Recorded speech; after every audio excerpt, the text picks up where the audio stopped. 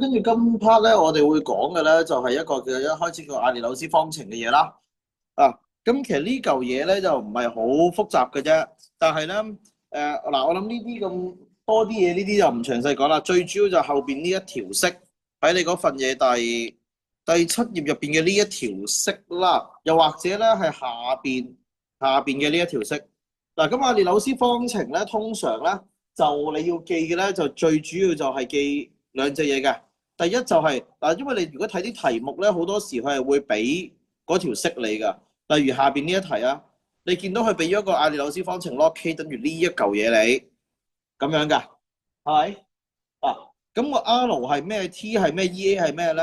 咁個 EA 咧，EA 就好明顯就係我哋之前所講嘅活化能啦。啊，跟住常數就係一個嗱，你都唔使理嘅，純粹咩你唔使理嘅。跟住 log K 個 K 咧，呢一個咧就係嗰個嘅速率常數啊。咁好多時佢俾咗啲題嘢你嘅時候，你要做啲乜嘢咧？嗱，R 咧又係個數字嚟嘅，R 呢一個咧，R 呢一個位咧就會係8.31呢一個數字嚟噶，題目會俾你嘅呢個資料。咁好多時你要記就兩隻方法，第一隻就係用翻條式。咁如果人哋係俾圖你嘅話咧，你就揾翻條斜率，斜率咧就會係等於藍色嘅。斜率咧就會等於負 EA over 2.3R，你記呢一嚿嘢得㗎啦。咁你話喂阿 Sir 點記啊呢嚿嘢？你睇翻其實如果你有條式嘅話，就好似下邊呢一度咁咧，有條式嘅話，你係咪有啲提示俾到你啊？負 EA over 2.3R，咁就唔要個 T 啫。咁如果你要記斜率就係呢一嚿嘢。咁另外啦，你話喂有啲題目好似下邊呢一題咁，咁我點算咧？另一個方法背咗呢一條式佢。背咗呢一條式佢，你話喂呢條式又好似好複雜咁喎，咁其實咧我都唔詳細數學格揀啦。咁咧你呢條式咧，你知道嗰樣嘢就係咧，如果你睇翻呢一度係 log K 等於常數減 EA over 2.3RT 啊嘛，咁其實佢呢一條式就係將兩條式抽埋一齊嘅，佢只不過將個 T 抽咗出嚟，將個 T 抽咗出嚟，就將佢寫成 K2 over K1呢個位 ，K2 over K1。然之後咧，後邊咧就係 T 一減 T 二嘅，咁樣調轉個次序，咁就冇咗個負號嘅。咁又或者咧，我自己咧有時咧就唔用呢一個條式嘅，我有時咧就中意咧用呢一條式嘅，即係 log K 二 over K 一就會等於負 EA over 2.3R 乘以1 over T 二減1 over T 一嘅。嗱，我有時就會咁樣做嘅，即係我抽多個負號出嚟呢一度，抽多個負號，咁你咪變咗係 T，呢度遮住咗，咁咪變咗係 T 二減 T 一咯。get 唔 get 到我呢個原理係咩啊？我抽呢度啊嘛，原本係 T 一分之 T 一分之一減 T 二分之一，我抽個負號出嚟，T 二係咪變咗正啊？T 一嗰度係咪變咗負啊？咁我咁樣做咧就可以啦，係 K 二 over K 一就 T 二減 T 一。咁如果你記嗰條式咧，你咪記翻就係、哦，總之你發現就係你呢一嚿咁嘅嘢，負 EA over 2.3R 呢一嚿嘢係咩嚟㗎？咪就係負 EA over 2.3R 咯。咁你純粹係個 log K 就變咗 K 二 over K 一，跟住就 T 二分之一減 T 一分之一啫嘛。OK，但係你有呢條式嘅話咧，咁其實你下邊嗰啲問題又做到㗎。咁但係你話你唔識解方程點算啊？嗱呢一題咧，如果你唔識解嘅話咧，你起碼代數都攞到啲分先嘅。嗱，我哋即刻睇一題例子啊。佢又同我哋講，當溫度由298K 上升至308K 嘅時候，反應嘅速率常數增加1倍，即係話，如果我假設啊喺298嘅時候個常數係 K1嘅話，啊或者你就咁叫 K 啦嚇，就咁叫 K 嘅話，咁我想問308嘅時候係幾多啊？增加咗1倍。2K 冇錯，2K 係啦，2K。OK，咁佢最後就叫你計翻個活化能。咁活化能係呢條式入邊邊個符號啊？活化能呢條式邊個符號？EA 冇錯，即係叫你計呢個啦。你唔識計唔緊要，你代啱數字已經攞到1分㗎啦，代翻落去咯。log K2 over K1啊嘛，咁我咪寫咯。嗱 K2咧就係呢一我當 K2啦，呢嚿就 K1啦，呢嚿就 T2，呢嚿就 T1啦，咁樣。因為呢家呢一組即係308嘅時候就係2K，298嘅時候就一個細 K 咁樣。咁所以我就 log 2K over 1K 嘅話，其實就會等於負 EA over 2.3R 再乘1 over T2 減1 over T1 啊嘛。1 over T2 嘅 T2我應該寫幾多啊？係 T2 嘅數字應該係幾多？298定308啊 ？T2 應該係啦，308，因為我呢一個檔係2，呢個檔係1啊嘛，即係1 over 308減1 over 298，咁樣就係呢一題嗰個做法啦。咁然之後咧，個 R 你又話喂，咁 R 係咩嚟㗎？R 其實 R 咪就係8.31咯，呢個係咪8.31咯？咁你代埋落去撳計數機，你應該就解到嘅，因為點解咧？其實你 K 同 K 會約咗㗎嘛。咁所以你搞咗一輪之後咧，應該咧就計到 EA 咧就等於幾多咧？嗱呢一度我就唔教你哋解方程啦，嘥時間。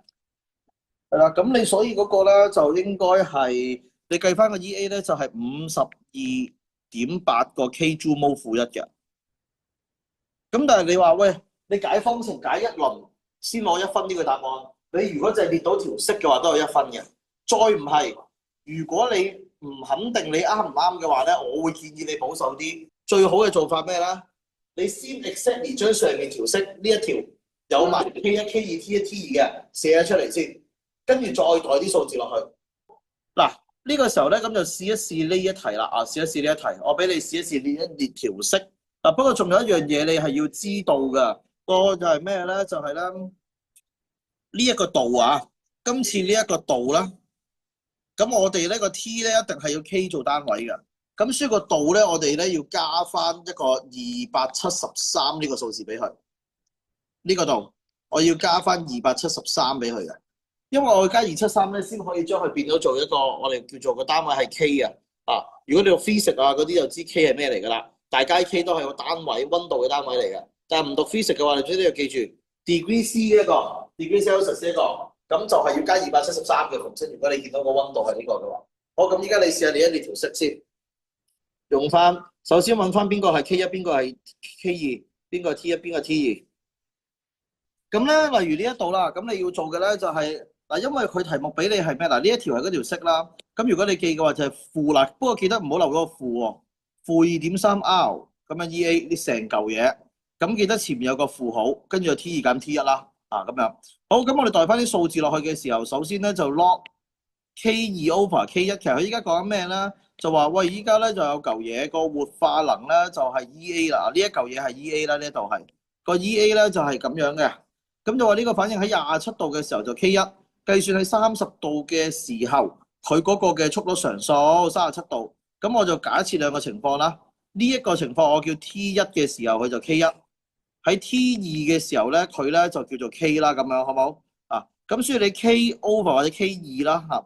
K2 over 個 K1 係我哋唔知嘅，咁樣你照寫翻 K2 over K1 就會等於負。嗱，今次個 EA 啦，佢係俾咗你正65啊嘛，係咪？呢一個係個 EA 啊嘛。咁但係如果你睇留意嘅話咧，佢正數65呢個咧係 K Joule 嚟嘅，咁所以呢個應該係65.0乘幾多啊？乘幾多啊？1000係啦，10嘅3次方1000。OK， 咁然之後咧就再除翻2.3R R 呢一個數字 R 啦，就係8.31啦，乘8.31，咁然之後就再乘呢個嘅 T2 咧，你睇嘅話 T2咧應該就係呢一嚿數啦，即係37加273， 37加273係幾多啊？310分之一再減27加273。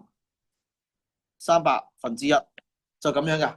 咁如果你填齊條式就咁樣㗎，但係你填唔齊嘅話，你話有啲位你負 E over 咩咧？我見你寫到條式，可能都會俾到1分你嘅。咁呢個就係最完整嘅嗰個咩啦。咁然之後啦，佢係要你將個 K2變翻做 K1 做主項，以 K1 表示嘅啫。咁呢個就數學問題啦。咁如果你係唔識解呢一題方程咧，就攞去問你數學老師啦。咁我哋就冇時間解個過程俾你睇㗎。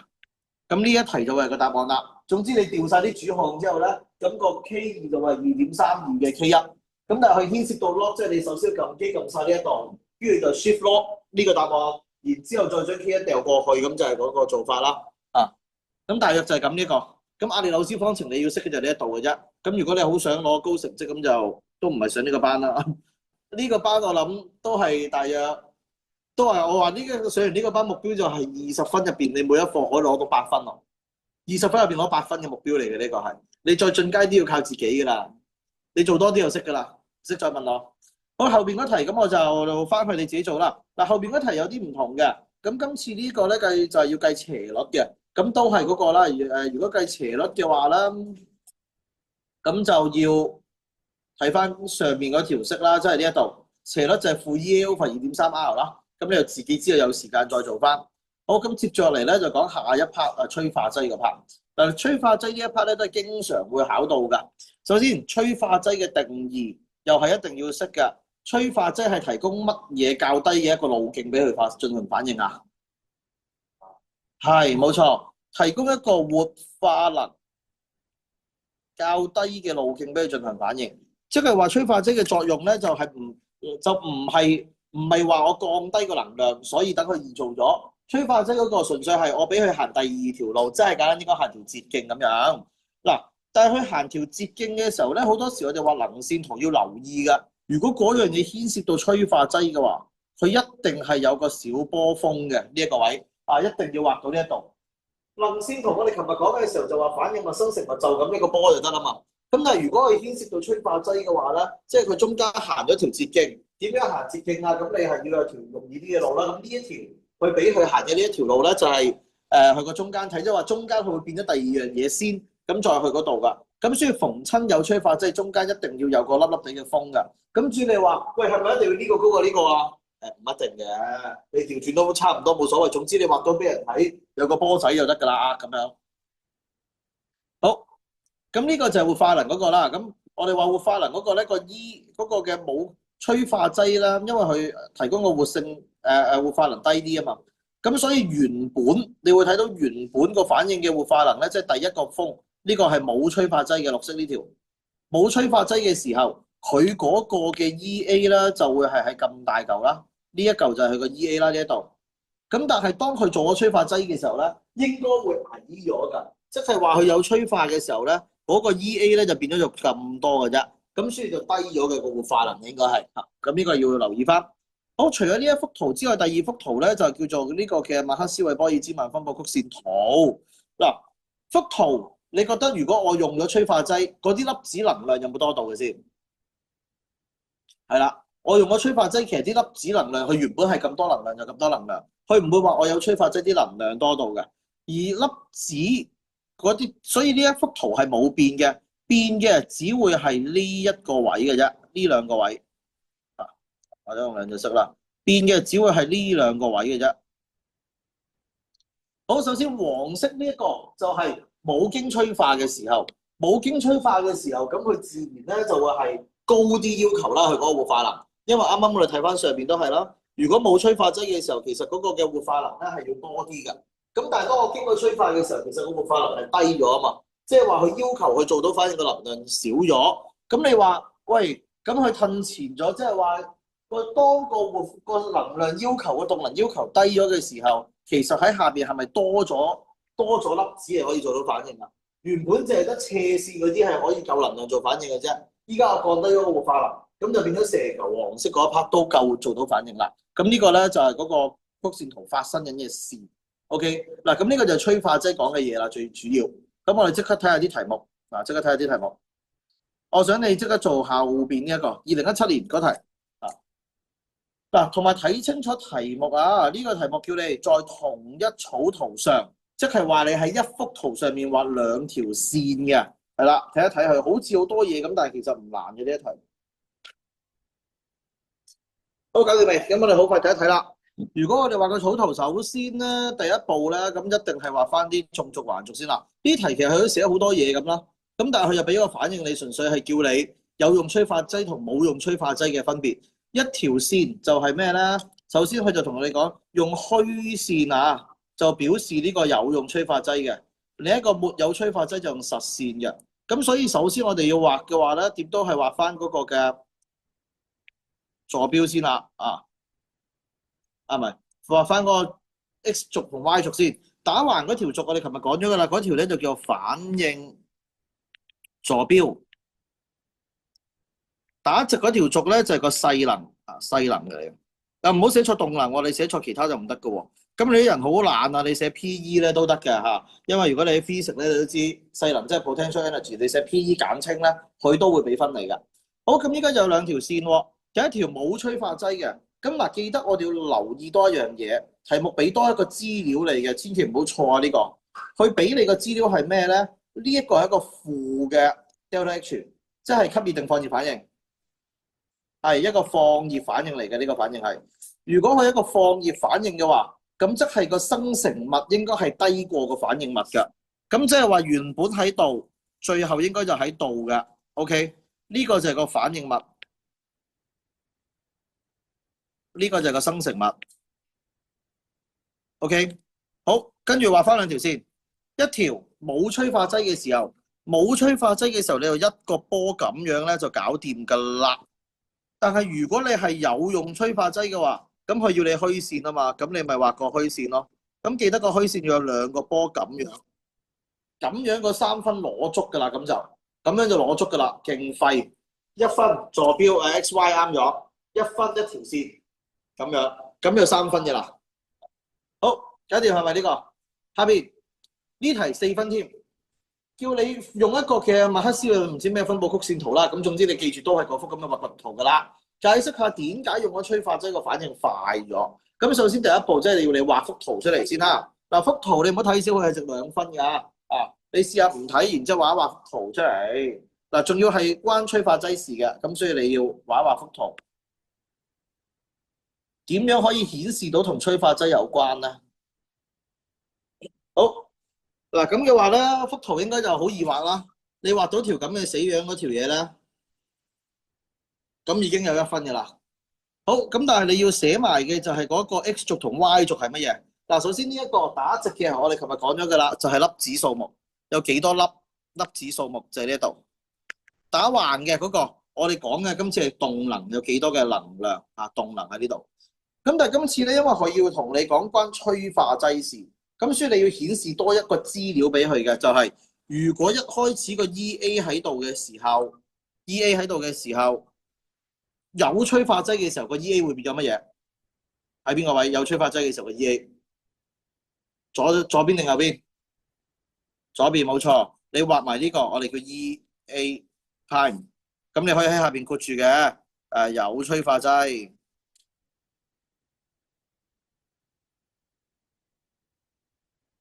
呢個咧就沒有催化劑，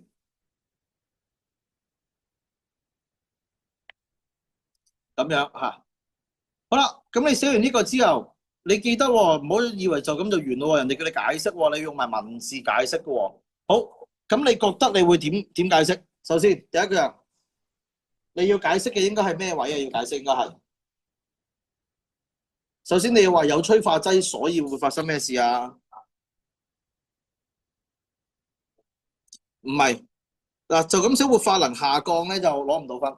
一定會寫到有催化劑咁點？催化劑做過啲乜嘢？見唔見到話催化劑嘅作用係咩啊？係個反應路線係有咩特徵？係啦，冇錯，一定要寫到呢個，提供一個好。第一個就係話催化劑提供一個活化能較低嘅反應路徑，要寫到呢一句出嚟㗎。你話喂，我點識寫呢一句啊？其實我第一下咪同我哋講催化劑個定義要背咯，咪催化劑提供活化能較低嘅反應路徑咯。OK，好。催化劑提供一個活化能較低嘅反應路徑，第一點啦。第二點要寫多樣嘢㗎。嗱，我哋話反應發生一定同一樣嘢有關嘅4個字嘅嗰個係咩字？冇錯。咁你就要話啦。首先，當佢咁樣嘅時候啦，有吹足夠呢一個嘅動能嘅粒子係咪多咗啊？即係話大於 E.A 派嘅就會多咗嚇。咁我哋寫啦，有更多粒子你就話啦，咁當佢咁嘅時候咧，其實有多咗嘅粒子咧，可能係有等於或者大過 E_A prime 呢一個嘅啊。咁所以最後就令到個有效碰撞，提高咯。咁你答翻呢一嚿嘢，咁就攞爆分嘅啦呢嚿嘢啊！有效碰撞提高翻，咁就爆分嘅啦呢度係4分，就係咁啫。你見到其實啲 point 都唔難寫嘅呢度。OK 啊，咁但係你要答中咯嚇。OK 嗱，最主要咧逢親，即係大家要寫長少少啊。逢親叫你解釋嗰啲反應速率咧，卷2一定要出到有效碰撞，同埋一定係關活化能事㗎。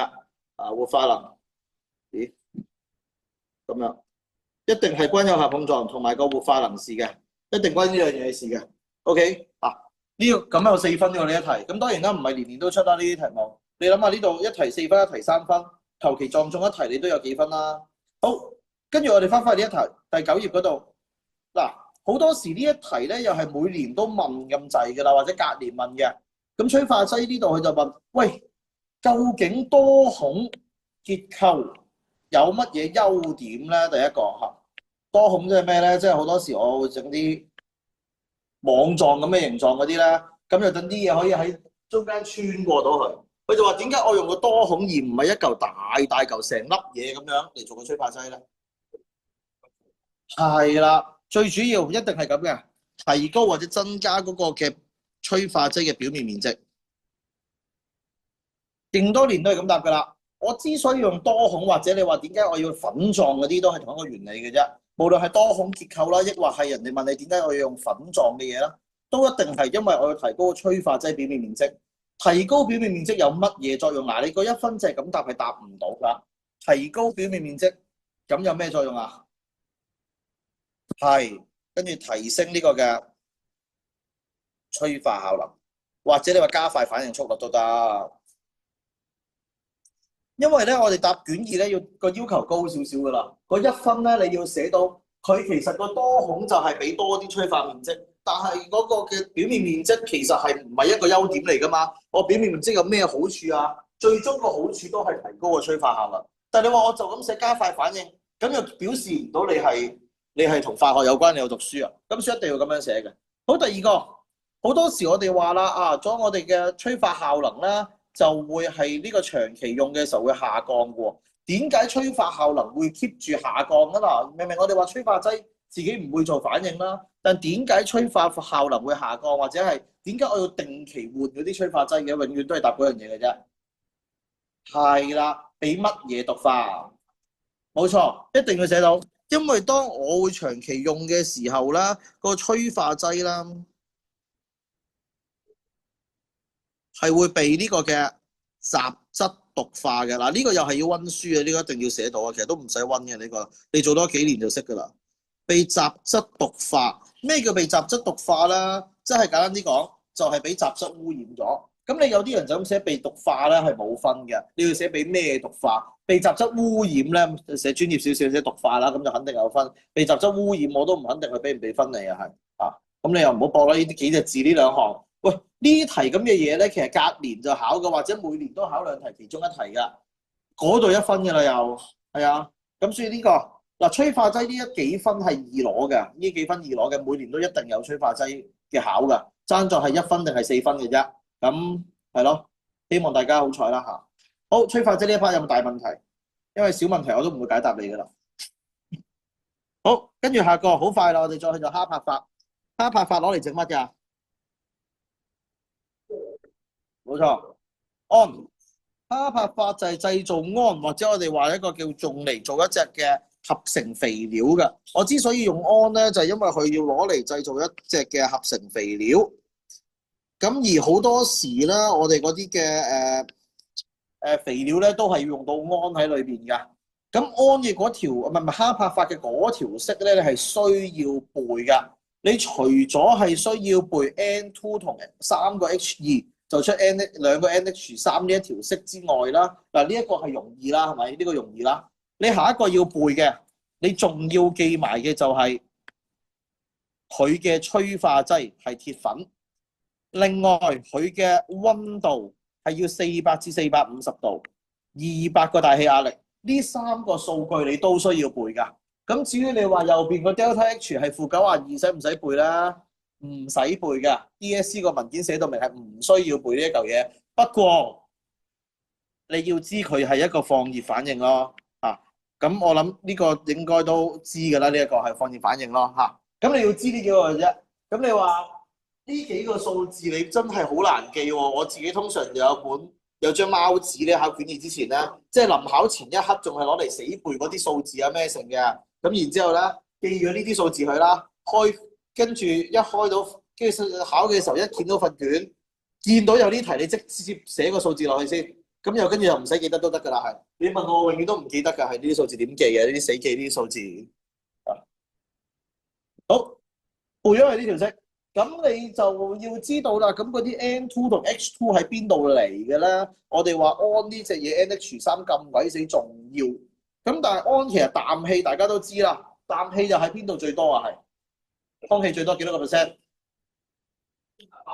78冇錯，氮氣喺空氣入邊咧有成78%嘅，即係周圍都係。咁既然周圍都係嘅話，咁我哋會用嘅方法就係最白痴、最簡單嘅液態空氣分流啦。咁但係至於氫氣咧 ，H2 咧喺空氣入邊就唔係好多㗎。咁我點樣可以整到氫氣出嚟咧？有3隻方法。第一隻咧就係叫做電解石爐唔係裂解呢個石爐油啦。第二隻就電解鹽水，即係氯鹼工業晏啲會講到㗎。而第三隻咧有一隻我哋叫做天然氣嘅蒸汽重整，條式就咁嘅衰樣嘅，喺卷二入邊有教到嘅，我講咗一句嘅嗰陣時係，但係會考嘅係啦，一陣間後邊都有成頁係講呢一嚿嘢㗎。咁晏啲再講到啦呢個。好，咁做哈柏法嘅時候發生啲咩事咧？其實成單嘢就咁嘅，因為我哋計咗佢1:3，咁所以咧佢一開波咧就啲氮氣同埋氫氣咧就1:3咁舉落去個乾燥氣同埋呢個嘅淨化器嗰度。點解要加呢一步嘅？點解我要做呢一步啊？首先我個目標係去除乜嘢啊？係去除雜質嘅。點解我一定要喺入去之前去除晒啲雜質啊？冇錯啦，都係嗰啲廢話啦。去除雜質就防止佢咧就雜質咧就毒化嗰啲嘅催化劑啦。嗰個催化劑係咩啊？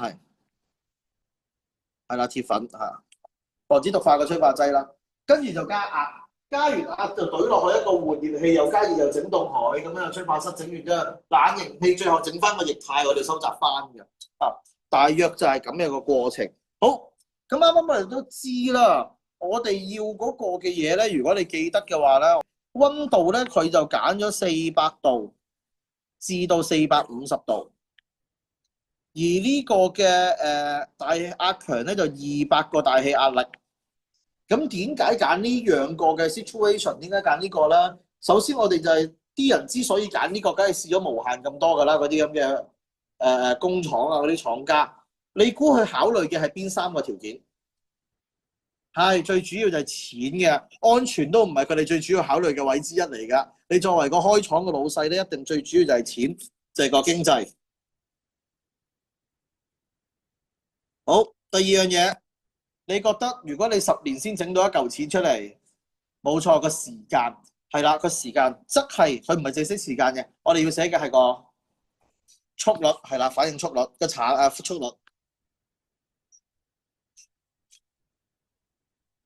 反應速率，仲有一個就係話我最後其實要生產幾多個產量啊，產率啦，或者叫做產率就係呢個啦。咁通常人哋問你點解我要揀呢個，點解要揀呢個啊？你咪講翻咯，因為佢你解釋一輪之後，因為佢最後喺個產率、反應速率同埋經濟上高作出咗個協調，就揀咗呢一個啦，咁樣咁就係喺成本最低又可以產率最多又最快嘅情況下。計完條數咁就揀咗呢一個 situation 嘅。好，第一個溫度，咁點解之所以咁我哋之後就要解下點解會咁做。哈柏法啦，首先我哋知道正向反應係放熱反應啊嘛，係咪？佢而家咁樣係放熱嘅。如果放熱反應，我想整多啲呢嚿嘢嘅話，應該提升溫度定係下降溫度係有利放熱反應啊？係啦，放熱反應啊嘛，因為佢係。即係個反應會整好多熱能出嚟㗎，咁我點樣可以令佢整多啲呢啲啊？咁我咪下降溫度就等佢啲熱就凍翻佢，咁佢咪可以出多啲咯。咁所以理論上溫度下降咧，可以出多啲呢嚿嘢㗎。咁溫度下降就有利呢三隻嘅邊隻嘢啊？呢三點邊隻嘢啊？溫度下降啊，快咗溫度下降。溫度下降對邊樣嘢有著數？對個產率、速率定係經濟？產率冇錯，因為溫度下降咧，我話佢會出多咗一啲除衫啊嘛。但係溫度下降又有樣嘢唔好處㗎，邊樣唔好？係啦，你太凍嘅話，佢個速率會好慢。咁所以我又唔可以太高溫，又唔可以太凍，但係咁所以最後就揀咗呢個啦。好，咁我哋填翻啲窿窿就答都係咁答嘅啫。哈柏法正向反應係放熱，咁如果我哋咧係降低個溫度嘅話咧，降低溫度就有利於呢個胺嘅生成嘅，平衡位置就會向右喐啦，產率增加㗎。咁但係溫度太低就會令到嗰個嘅反應速率下降。咁所以咧，啲人咧就揀咗咧，就係呢個嘅400到450度啦。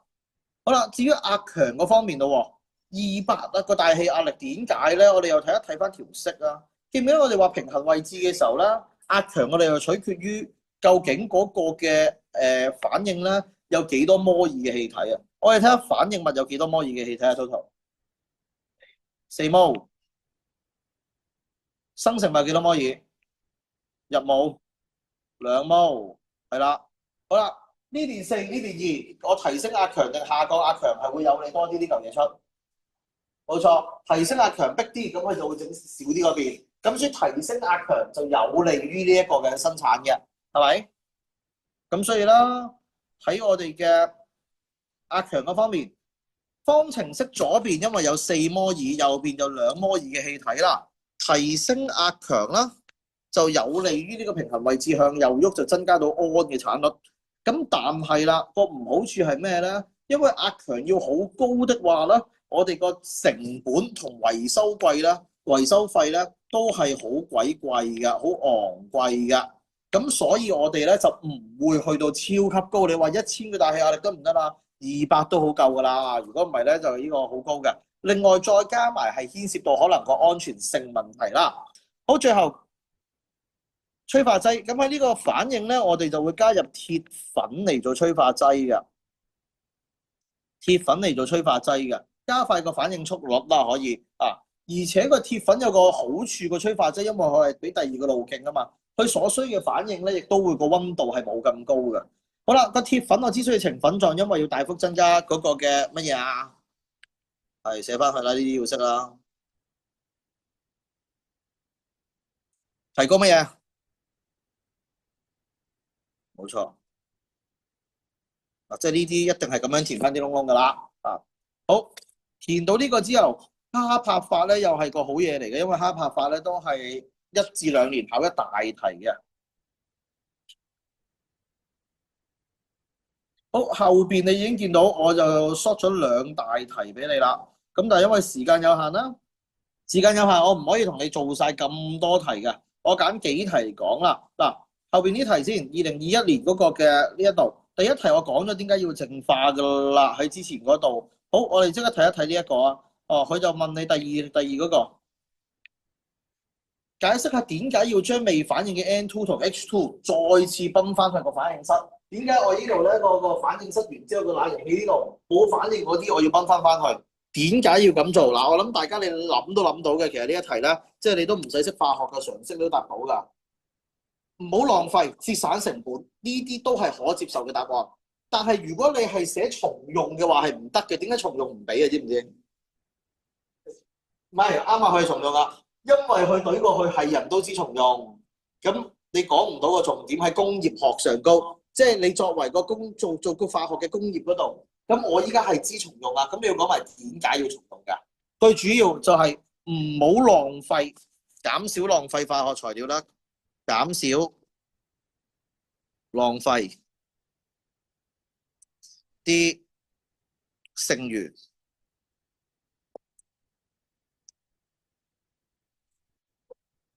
，N2和 H 啦。其實寫到減少浪費都 OK 噶啦。其實呢一題，下一個我又想第3個呢個，解釋下點解冷凝器入邊嘅胺會變為液體，而其他氣體唔會。好啦。入邊咧其實有好幾隻氣體嘅，佢就睇到呢度啦，個反應室對咗過去，應該就有啲胺出咗嚟啦 ，NH3 啦，係咪？我先整到佢噶嘛。即係話理論上喺個呢一度去過去嘅時候咧，應該係有 NH3 嘅氣體，又有 N2 嘅氣體，又有 H2 嘅氣體。咁佢就話啦，點解最終可以走到尾得 NH3 可以走到尾嘅啦？其他嗰啲走唔到去最尾咧咁樣。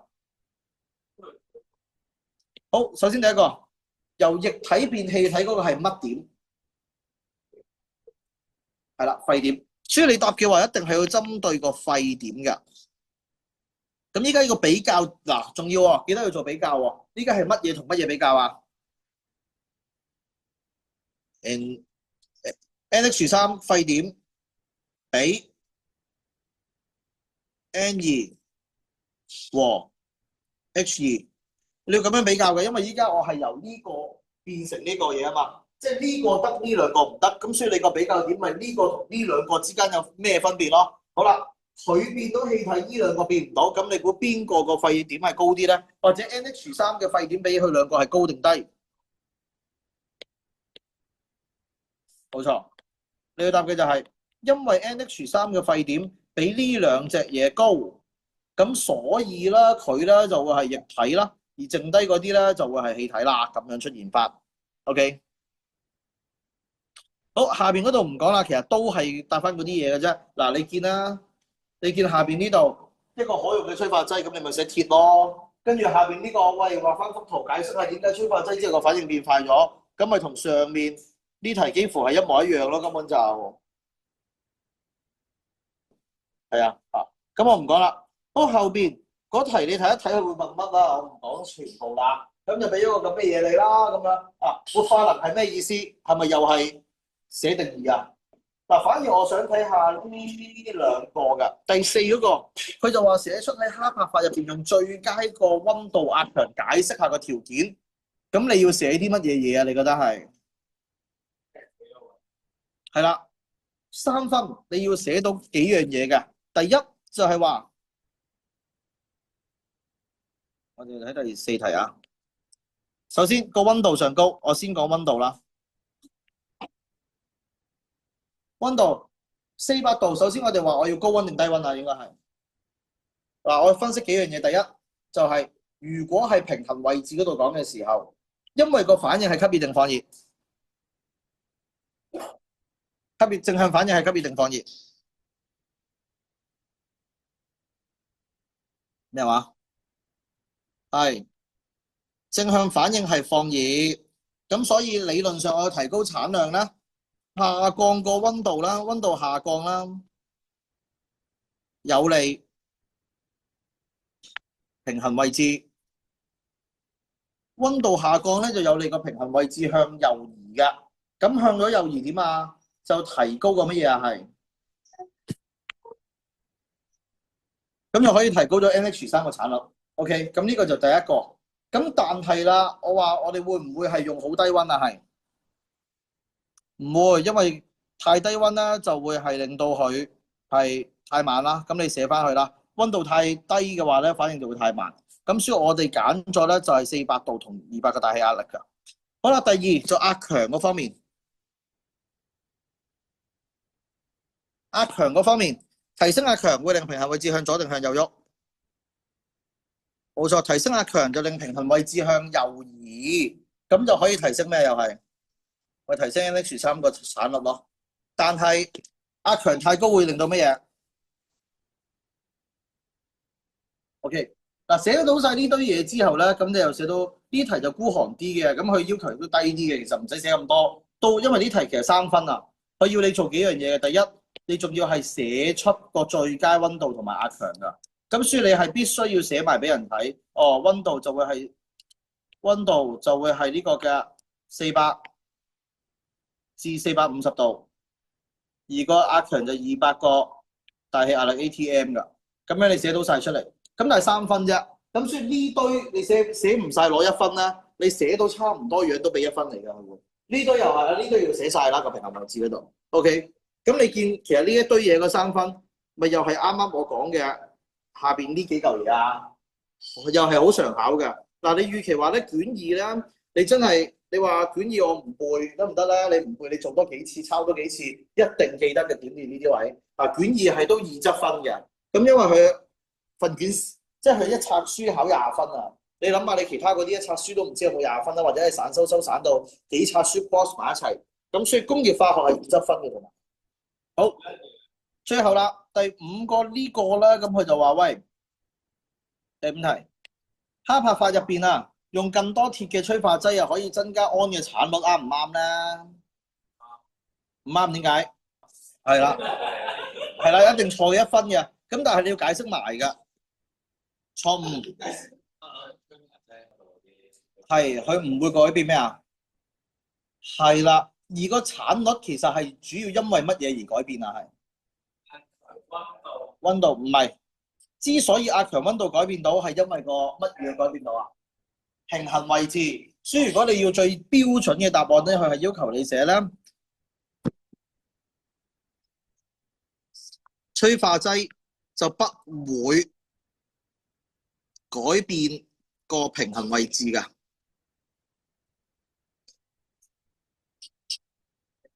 OK， 啊，催化劑唔會改變個平衡位置，咁就係呢一個嘅重點嚟㗎。好，有問題。咁樣跟住咧，你又話唔會影響個產率啦。咁呢個或者你寫淨係改變速率啦。跟住有啲人淨係寫話催化劑會提高一條反應路徑，活化能低啲㗎。咁就基本上係冇對個產率造成影響，就係改變速率啦，都 OK 㗎。好，呢 part 哈柏法有冇問題？剩低嘅呢一個六鹼工業呢一度咧，其實真係溫書嘅啫，就唔大特別嘅。我好快講，練習就唔同大家做啦。好，六鹼工業講緊啲乜咧？六鹼工業咧就係講緊電解一啲嘅濃嘅氯化鈉溶液，濃嘅 NaCl 嘅 AQ，簡稱濃鹽水啦，就出幾樣嘢嘅。第一隻就出氯氣，第二隻就出氫氣，第三隻咧就出氫氧化鈉㗎。OK， 定呢隻色好難睇啊，係。下一次用第四色啊。好，跟住呢一條色，呢一條色啊，其實即係啱啱我上面講嗰啲嘢啦。呢條色無論六鹼工業兩隻嘢，即係無論係硫汞電解池啦，定抑或係下邊嘅薄膜電解池，嗰條嘅總方程式都係呢條色㗎，都係呢條色嘅。NaCl 加水就出咗呢個 NaOH、Cl2 同 H2，就係咁嘅。OK， 都係呢條色㗎。咁所以你背鬼咗佢咧，其實都係有你着數㗎。咁但係通常咧，成個工業化學就考你寫一條化學方程式嘅。至於考你寫邊條咧，事前梗係記下啦嚇。好，好，硫汞電解池大約就係咁嘅。咁總之咧，佢先分啲鹽水落去。咁因為個鹽水入邊咧就有好多嘅 Cl 負，咁啲 Cl 負就變咗氯氣啦。咁你如果要溫嘅話，用翻個電化序嗰個啦。咁就首先喺正極嗰度咧，就有啲氯氣出咗嚟嘅，因為 Cl 氯係負啊嘛。咁所以個氯氣就先喺呢一度出咗嚟啦。咁然之後啦，剩低嘅嗰啲咧，下邊我哋又有個汞㗎，汞呢一隻就水銀。嗱，當我嗰啲嘅鹽水啦，鹽水裏邊咧應該咧就係 NaCl 嚟㗎嘛，原本係鹽水，跟住就 H2O 啦，兩隻嘢。咁即係話佢有嘅係 Na 正 Cl 負 H 正同 OH 負四隻嘢，即係佢入邊有 Na 正 Cl 負 H 正同 OH 負有四隻嘢㗎，係咪？第一步啊，懟落嚟嘅時候，個正極已經吸鬼走嗰啲 Cl 負啦，咁所以咧已經 KO 咗一隻嘢，咁所以流到去後邊嘅時候啦，就得翻呢三隻嘅啫。咁但係因為佢用汞啊水銀呢隻嘢，水銀有個特徵嘅就係佢同鈉咧就會黐埋一齊，整一隻叫鈉汞齊嘅嘢。鈉汞齊係咩嚟咧？就一隻合金嚟㗎，就有一隻嘅鈉同汞溝埋一齊嘅合金。咁就話個 Na 正就會黐埋咗嗰個 Hg 嗰度啦，就攞埋粒電子就變咗隻 NaHg 呢一條色咁樣嘅嘢啊。咁當佢深入咗個鈉汞齊之後咧，咁就會懟咗落去。嗱，咁你見到佢懟咗落去呢一度嘅時候啦，就係有呢個鈉汞齊啦，喺入邊啦，仲有水喺呢一度啦。OK， 我就再泵一堆水出嚟。當呢個合金遇到好多嘅水嘅時候咧，佢就會做個反應㗎。呢兩隻嘢就會拆翻咗去，而個 Na 正咧就會黐埋咗個 OH 負嗰度嘅。當我夠多水嘅時候，咁最後啦就變咗就出幾隻嘢，就話呢度啲氫氣就會喺度飆出嚟，然之後出嚟呢一邊咧就係嗰啲嘅 NaOH 嚟㗎。咁所以最後嗰啲嘅汞咧就原本由個鈉甕齊流咗落嚟之後咧，佢就變翻做普通汞，咁我就可以泵翻佢上去做翻個電極嘅。咁呢個就係硫汞電解池發生緊嘅事，大約係咁嘅啫。咁你知道下就得㗎啦。好，呢個如果考得呢個電解池，一定問你嘅呢個電解池，你望完有乜嘢唔好處？水壓唔係點？冇錯，佢呢個係會用到一隻我哋叫有毒嘅汞。嗱，汞係有毒嘅，咁如果佢咧係排泄咗出去啊，或者係泄漏嘅話咧，咁都好大單嘢㗎，係。OK， 有問題。好，之後下一個薄膜電解池就簡單少少㗎，咁就冇咁複雜，基本上同你嘅電解池一模一樣。不過咧，中間有一塊好特別嘅膜，呢一塊嘅膜咧有個特徵嘅。呢塊膜有咩特徵咧？佢淨係俾一隻嘢通過嘅啫，邊隻嘢？冇錯，佢由頭到尾淨係 Na 正可以通過。其他冚唪唥佢都過唔到㗎啦，唔使旨意啦。咁所以當佢呢個淨係俾 Na 正通過嘅時候，你就會話正嗰邊都係正嗰邊啦，記住，永遠喺正嗰邊啦，因為都係 Cl 負會黐過去，所以正嗰邊就會出氯嘅。咁而負嗰邊咧就出氫嘅喺呢邊。咁另外啦，因為佢啲 Na 正就係咁過晒去啊嘛 ，Na 正過晒去之後，啲 Na 正同 OH 負就黐埋咗一齊，就變咗 NaOH 喺下邊流出嚟嘅。咁就係咁樣噶。好啦，咁同佢相比咧，就佢冇用乜嘢咧，又係冇用呢個有毒嘅汞啦。係啦，而且佢係可以喺較低電壓下邊運作嘅，咁就係佢嘅特徵嚟嘅。呢個係好，後邊呢兩題自己翻去做，答案放咗 Google Classroom 自己睇下啦。好，跟住後邊第7 part 呢個啊。合成器整甲醇冇乜嘢好講嘅，總之有個反應啦，都係嗰句啦，記咗佢背咗佢啦。太多嘢記啦，你記唔到咁多㗎。咁但係撞中考嘅話，你起碼你溫書嘅時候你要知道佢發生咩事先啦。啊，好。咁用啲甲醇又點咧？第一個就啱啱我所講嘅合成器生產叫蒸汽重整嘅嘢，就係蒸汽再加啲甲醇，蒸汽再加甲烷啦，咁我出到啲咁嘅嘢出嚟啦。跟住呢啲咁嘅嘢咧，又溝埋啲咁嘅嘢咧，又出啲咁嘅嘢出嚟啦。好，講完㗎啦呢 part，背咗佢啦，簡單啲講就最後整出嚟嘅甲醇係好唔純嘅，點樣可以整純佢？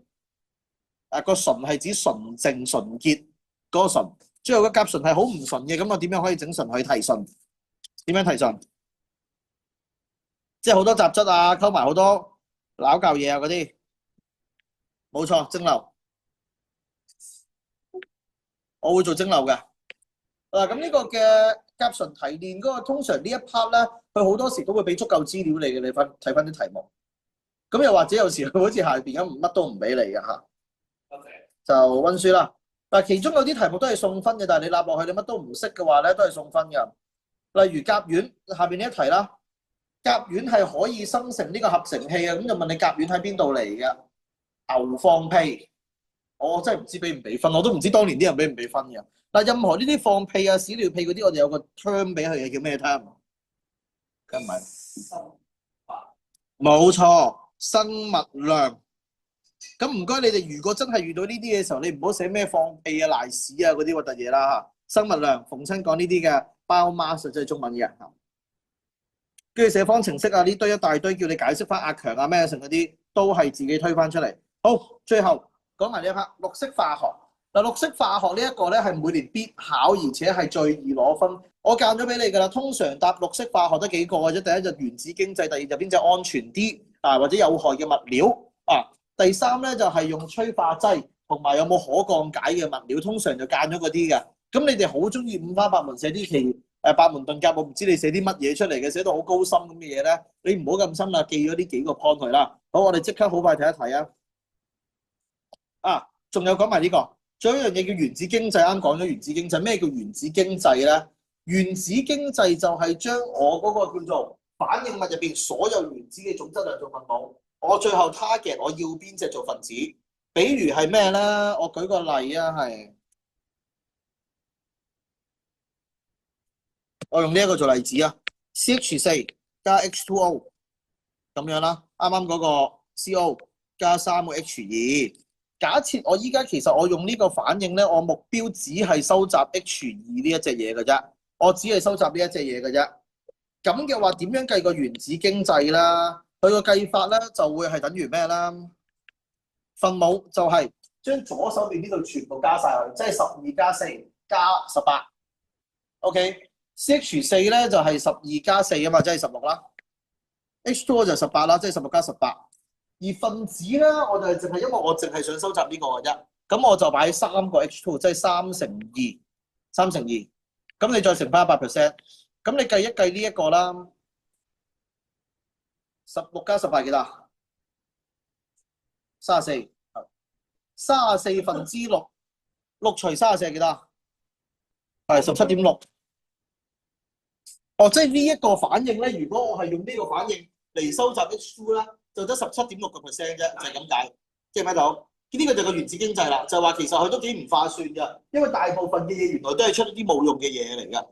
咁就咁樣啦。咁原子經濟咧就淨係計咩嘅啫？但係原子經濟要留意呢樣嘢㗎，因為我計出嚟嘅呢一嚿嘢咧，其實佢就同個產率咧係冇直接關係嘅。我係假設個反應100% 嘅反應嚟嘅，完成嘅反應嚟㗎。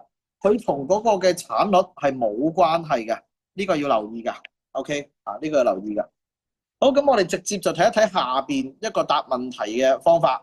好，2020年就俾咗2抽咁大嚿嘅反應你嘅，就叫你第一題就話1:2綠色，第二題就2:1綠色，解釋點解會綠色啲。咁即係話有一個，即係兩個其實都有各有個好處嘅。好，你望一望呢度，你覺得有邊啲位係好啲嘅？嗱，基本上佢個個反應物咧都差唔多㗎，一個就苯酸乙酯，一個就苯酸甲酯。咁另外都係用幾一胺嘅。好，你睇一睇，你覺得有邊啲位係令你覺得先講一先啦。1:2好嘅原因有乜嘢咧？係好嗱，第一個有同學就話：喂，反應速率快啲，可以睇下先。嗱，呢題陰你嘅喎，速率快並唔屬於係綠色嘅其中一樣嘢嚟嘅喎，因為綠色今次我哋咧就唔係喺工廠嘅角色度行嘅。綠色係喺個可持續發展嘅嗰方面，即係對個社會環境經濟綠色嗰啲環保嘢啊、環境嘢嗰啲方面啦，所以快咗其實唔係有着數㗎。俾個提示你啊，呢一隻知唔知係咩嚟㗎？呢隻係咩嚟㗎？甲醇。甲醇係有啲咩特徵㗎？甲醇俗稱乜嘢啊？冇錯，啲人成日飲假酒就係甲醇嚟嘅，飲死人嘅。甲醇有啲咩特別？有毒嘅，係啦，甲醇係有毒嘅。咁所以1:2綠色嘅原因就係話2。